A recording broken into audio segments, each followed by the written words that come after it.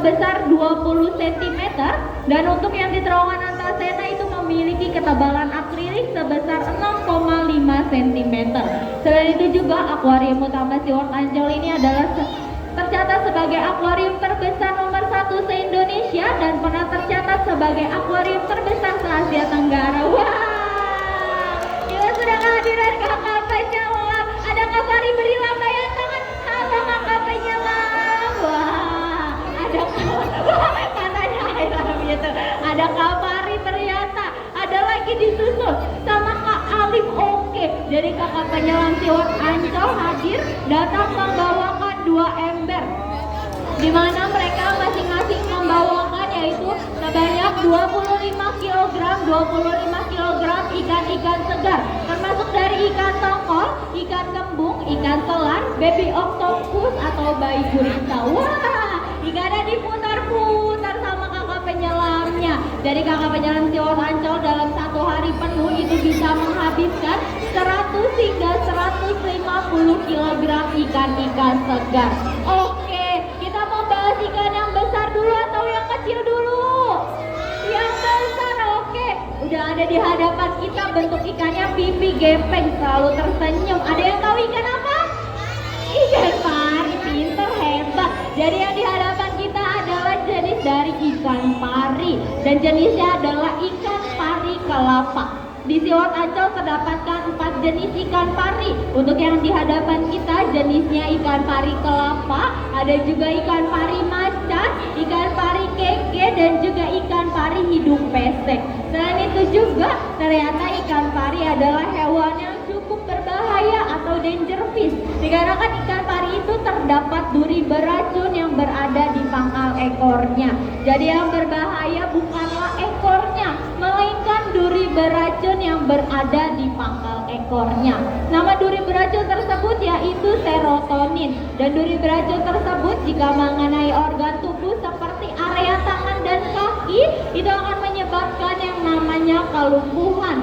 Dan duri beracun tersebut jika mengenai organ vital seperti area dada dan jantung itu akan menyebabkan yang namanya kematian. Jadi pada tahun 2006 ada seorang pemburu buaya asalnya dari Australia, namanya yaitu Steve Robert Irwin. Steve Irwin meninggal dunia karena tertancap duri beracun yang dimiliki oleh ikan pari macan. Pengunjung bisa melihat ikan pari macan yang terdapat pada akuarium nomor 4 yang memiliki ciri-ciri totol-totol hitam di sekitar atas tubuhnya seperti layaknya macan tutul.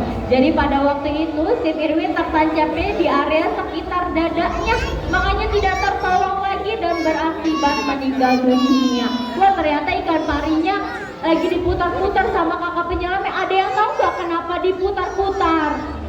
Nggak ada. Oke, jadi kenapa ikan parinya diputar-putar itu bukan karena kakak penyelamnya jahil atau iseng ya, melainkan sebenarnya kakak penyelamnya itu khawatir sudah diberi makan, disuapin pula. Jadi setiap diberi makan kakak penyelamnya akan memutar-mutarkan tubuh si ikan pari agar insting dalam memburunya tidak hilang. Selain itu juga kalau pengunjung perhatikan tuh, ikan parinya seringkali mengeluarkan dan memasukkan kembali makanannya secara berulang kali. Itu bukan karena ikan parinya tidak mau makan ya, melainkan sebenarnya ikan pari ini sedikit hewan yang unik, sedikit jorok, dikarenakan ikan pari seringkali mengeluarkan dan memasukkan kembali makanannya secara berulang kali.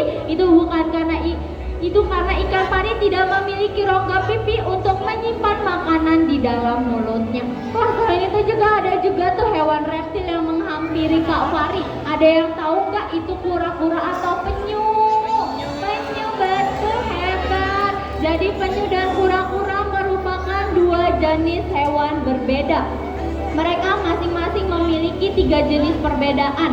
Yang pertama, penyu itu hidupnya di air laut atau di air asin, sedangkan kura-kura hidupnya itu di air tawar. Jadi kura-kura itu termasuk hewan amfibi, bisa hidup di daratan dan juga di air tawar. Perbedaan kedua, kura-kura memiliki ciri-ciri bentuk lengan atau kaki yang gepeng seperti dayung, sedangkan kura-kura memiliki ciri-ciri lengan atau kaki yang terdapat cakar-cakar atau jari-jari.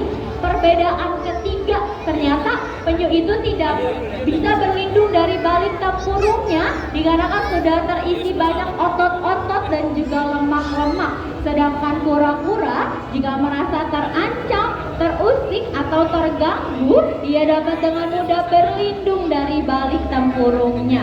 Selain itu juga, jadi di dunia ini ada 7 jenis penyu. Ada penyu belimbing, penyu hijau, penyu lekang, penyu lekang kepi, penyu sisik, penyu pipi, dan juga penyu tempayan.